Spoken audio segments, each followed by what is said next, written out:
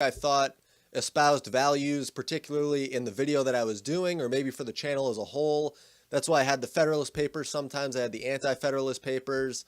I had the Gulag Archipelago, I think, for a little while. But it's just going to be whatever book I'm currently reading this on that particular day or that week. Other than that, I also ditched the flannel, and everything else should still be the same. I mean, I like the old setup with the map in the background. I got the flag table. I got the bull here. I like that. But anyways, let's get into the news for today. Now, something that I feel I haven't talked about that I certainly should be talking about is the hearing that was going on with Jack Dorsey and Facebook COO Sheryl Sandberg. Now, I did a video where I talked about radical censorship, and Jack Dorsey even admitted Twitter has a left-leaning bias, although he said it doesn't influence policy. And he might be right. It doesn't influence policy, but the policies claim equality, but the vague guidelines provide a system for people to input their own interpretations, and that's what's been happening. But regardless, this testimony was nothing more than a discussion about the role that social media plays in the execution of foreign election influence. And I'd say that it's good to have an algorithm that detects bots, but by implementing that, you're betting on the person designing the algorithm being unbiased, which is definitively not the case at YouTube, Twitter, Facebook, Google. But a system that detects bots could be good in the right hands. I mean, the problem is when it's turned on certain political ideologies that people think have tons of bots doing their bidding, even when that's not the case. Or there are people that legitimately think, oh, there could be no one stupid enough to not want universal health care and nationalized energy or something. I mean, some people get so trapped in an echo chamber and they hear Russian bots on the media or on the mainstream media, and they read some propaganda and they get right into thinking that everyone who disagrees with them is just a bot. And YouTube even put out an official blog post over a year ago where they said they're going to have tougher standards for videos that are controversial but do not violate their policies. And they can tell if a video is controversial before it even goes up because of the title, the description, and/or the tags. And Steven Crowder is largely demonetized, even though he doesn't violate community standards. Alex Jones doesn't either, neither does Stefan Molyneux, but he almost had his channel deleted a little while ago. The censorship, the prejudice, the special treatment, it's really pretty similar to how Ben Sasse described the breakdown between the legislative branch and all of the alphabet soup agencies. Congress writes these broad, vague pieces of legislation, and then they pass it off to unelected officials who make these specific laws that affect hundreds of millions of Americans. The point is to remove responsibility from the Congress members so that they can stay on the people's good side while still seeming like they're doing their job. And these tech companies write vague community guidelines, they don't follow them, and then they allow their employees to interpret the guidelines as they see fit. Obviously within some reason. But it's enough to get them to use the social media platform as a political weapon. So anyways, that's enough of a rant. Let's get into talking about this hearing. So first thing to note is that Google didn't send their CEO or the Alphabet CEO. So it was supposed to be Twitter, Facebook, and Google, and it was only Twitter and Facebook. So no one was there to represent Google, and nearly every senator mentioned that. And the thought behind that was that, you know, maybe Google didn't want to be questioned on their relationship with China because that was a lot of the focus concerning Twitter and specifically Facebook. And second, the main purpose of this hearing, as I said, was to kind of weed out the role that social media plays as a tool for foreign governments to use in their manipulation of people. But I mean, it obviously went deeper than that. There were a lot more issues. And they targeted in on a few things in particular, and one of them was how capable these social medias would be in neutralizing the evolving threat that comes with this foreign interference. And I mean, honestly, it's really hardly a threat. I mean, I think back to the Internet Research Agency, which was mentioned during the hearing, and I think of how ineffective they were. I think back to how they bought political ads for both sides, Trump and Hillary. Their goal, if anything, was to divide people, not get one side to win. If America is divided, Russia wins, China wins, the EU wins, which reminds me quick, I should touch on this. On September, I believe it's September 12th, the EU is voting on Article 13 and Article 11 to, ban memes. Luckily, in case it actually gets passed, there are amendments being proposed to neuter it, although they hardly fix the problem. I mean, one solution is to have the laws of the country override Article 13, and that's one of the amendments being proposed. So if you're using the internet outside of the UK and fair use laws exist, then those override Article 13. But that still wouldn't help the social medias really, because then you have people from the US that can't share things with someone from the UK because that would be illegal material. But anyways, that was just a little tangent. If you live in the UK, contact your MEP and let them know that you won't be voting for them if they don't do everything in their power to stop Article 13 and Article 11. I did a video on this before. Neither of those articles are good. I mean, watch the video before you call if you want to, but yeah, anyways, let's get back into these tech hearings. So people are so concerned about foreign election interference, but it's not even being done over social medias necessarily. The WikiLeaks releases hurt Hillary and arguably did more to sway the election than any other single event. And that's good because it's not propaganda. It's not foreign interference. It's the truth that hurt her. And that's not foreign election interference unless you want to pin all of this on Julian Assange, which is ridiculous to do. And also, China, as I mentioned in a previous video, China did hack Hillary's emails. They had, I think it was real time, they were getting emails straight to the Chinese government. And they just didn't do much with it. So the FBI lied about her server being uncompromised. I mean, there's no surprises really there. But now moving into the discussions during the Senate hearing. So the opening statement was by Richard Burr. And it was oddly hitting on McCain's love for his country, which was arguably seen at certain times, but not in the way that he treated the current administration, not in the way that he treats the intel agencies of the Constitution, not in the way he treated the dossier, because remember, McCain admitted to giving the dossier to Comey. So regardless, the purpose of the hearing pretty much shocked me because I thought that they were going to go after the issues that I'm seeing at the forefront of the social media platforms.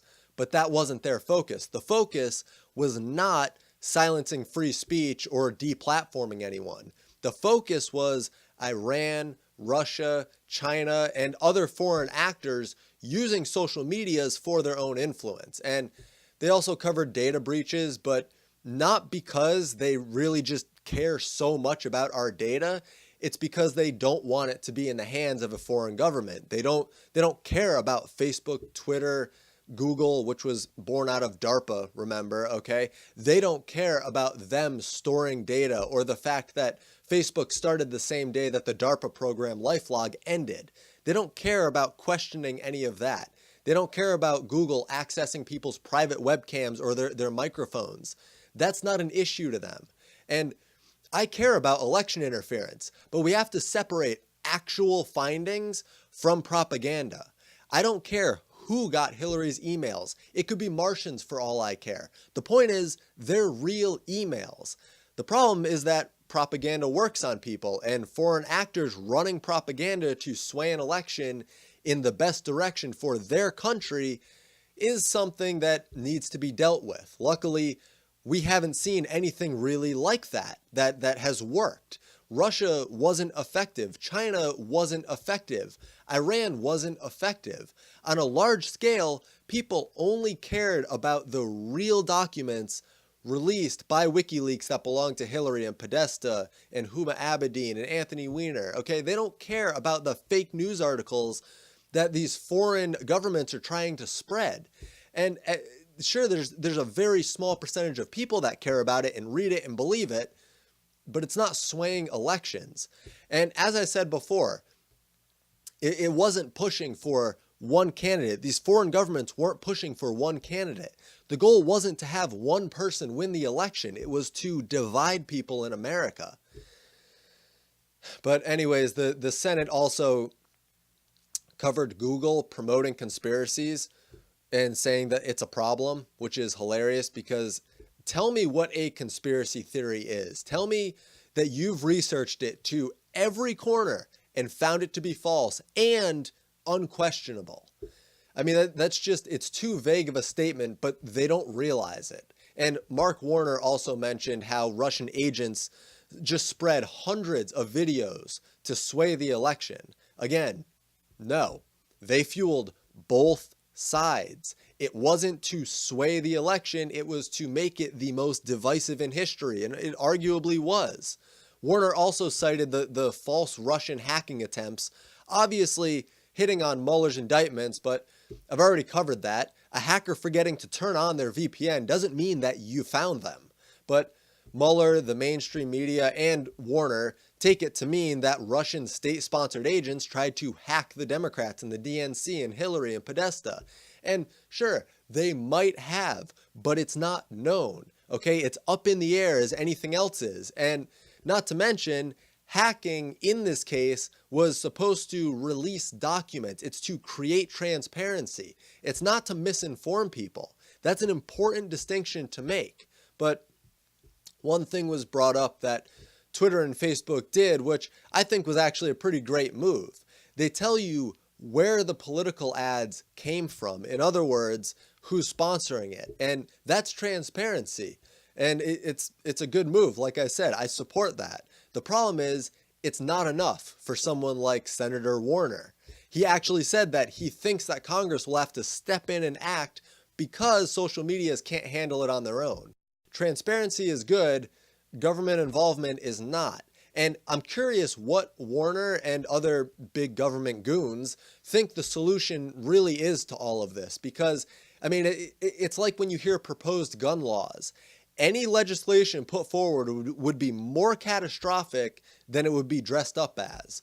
But other than issues aside from foreign election interference, they were also talking about financial stock pumping fraud, better known as pump and dump, which almost sounds like a one-night stand thing, but it's not. It's actually referencing to artificially inflating the price of a stock through your own false or misleading statements that make it seem like the stock is worth more than it actually is, so you can sell it at a higher price. You can sell cheaper stock at a higher price.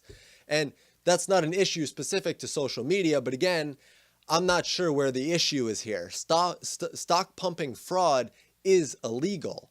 And Warner also brought up the issue of inciting hatred or violence against a racial or ethnic group, but that's also already illegal. You can't threaten somebody or call for violence against people.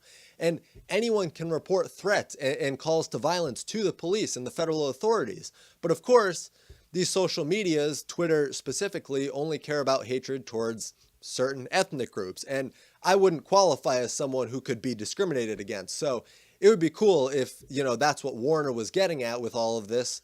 But if he was trying to get to actual equality, but I guess we'll have to see, honestly. I can't assume intention, okay? And really the vibe that I got from all of this was, let's use scare tactics to get what we want. Because it's like, what would happen if people were left to their own devices? That was a lot of what Warner was getting at was, people can't handle it on their own. We need government to step in and tell people how this should be run. And there's all these fairy tales about people defrauding companies and spreading lies, pump and dump. But these things are already illegal. It would be great if social media, outed people for these crimes more often and identified them more frequently. But that's not an issue that Congress or any amount of new legislation will ever fix. That's on the social media platforms themselves to implement the algorithms and make the algorithms better and more efficient and not be biased and not target people for certain tags and words and political ideologies. But that's not happening either.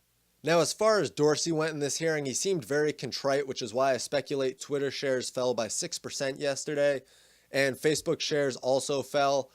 But there wasn't really any new information from Dorsey or Sandberg. They identified that there are issues and they said that they need to work on them, but they didn't really get into a lot of specifics. And what concerns me is Warner's comment after hearing Dorsey and Sandberg.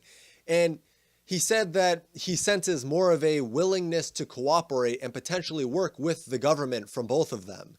And, they should be held to the laws of the country that they're in. So if they're silencing free speech, then they need to be held accountable. If they're deplatforming people because of politics instead of because of violations of the community guidelines, that's harmful to shareholders. And the people who discriminated should be put on trial and asked why they discriminated against a group that caused stock prices to fall.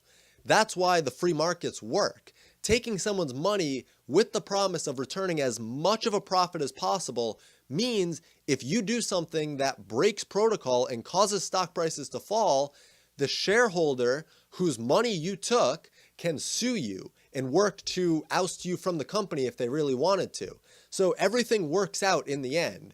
But again, this is just layers and layers and layers of red tape where, they have 5 layers of red tape. So instead of undoing 3 layers to fix the problem, they're like, oh no, just another layer of red tape. Just make it 6. Just put another one on top there.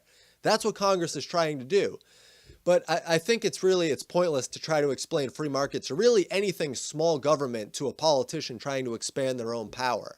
I mean, the main difference that I noticed in the hearing between Sandberg and Dorsey was that Sandberg mentioned that Facebook had thousands and thousands of people monitoring content constantly, while Dorsey admitted to only having a few hundred. And Dorsey also mentioned using algorithms. Or I should say he mentioned using algorithms more frequently than Sandberg did. And the real problem that I see is when these companies try to be international, because now you're talking about Facebook, Twitter, and Google trying to get into China and having to abide by communist law and basically acting as an all-seeing eye for the government over there. But it's something willingly used by the people. I mean, if you replace the term government with NSA and DARPA, and you basically get the US social medias right there. But the difference is that it would be used to prosecute people for speaking out against the government in China. And it's not used in that way here in America. And all of the social medias, Google included, are trying to move into China because of the vast numbers of people. Now, Sandberg did say that if Facebook was trying to move into a country, they'd want to keep their values. Like Facebook would want to retain their values while they're operating in a new country. And she said that this applied to China as well, even though she also talked about connecting the world, and she said that they couldn't do it without China. So where is this tension going to break? Is Facebook going to want to get into China so badly that they'll sacrifice their own values? Or will they sacrifice getting into China for their values? It's tough to say. And it's really what's going to be more financially savvy for them to do. I mean, the issue is, Facebook needs to make clear what their values are, because they're not constitutional values. That's clear. They're not American values. So what are they? They need to be laid out clearly. And the community guidelines don't do that at all. And sure, moving into China would be the smart financial move in terms of ad revenue and connecting people and just raw numbers, building the network. But how would the platform have to change to accommodate China? Would there be different versions of these platforms that would probably cost a lot more money? I mean, until these questions are answered, I'm not sure that it's the financially savvy move to just try to move into China. If Facebook has to change everything about them, then they could severely hurt their existing base and cause their stock prices to plummet yet again, meaning that connecting Facebook to a communist country at the expense of the rest of the free world isn't a good move to make for their shareholders. So that's really all for this video. The tech giants are just trying to work with the government, and really at the end of this, the free speech advocates get the short end of the stick, because any discussion about deplatforming is just overshadowed by talk of Russia and China and Iran and algorithms and content monitoring. Basically, the discussions that would lead to government involvement. And I feel like it's going to happen. So don't be surprised when it does. Honestly, things are tending that direction. And as Ben Sass said, Congress knows that they don't all agree on everything, and they have a certain amount of power to wield. So maybe they should try to constrain it. And, you know, I think that it's a good rule of thumb to go by when you're running a government. But I don't think that Facebook, Google, Twitter, I don't think any of them are going to go that direction. And also, quick side note before the end of the video, Alex Jones was there. And honestly, it makes me so happy to see him there because he's a patriot trying to get a straight answer out of these politicians and social media giants. And he had a funny video too with Marco Rubio that I'll link at the bottom of my sources in the description. So feel free to watch that. It's pretty funny. So anyways, thank you all so much for watching. I really appreciate the support. If you want to support the right media beyond just watching, leaving a thumbs up, subscribing, all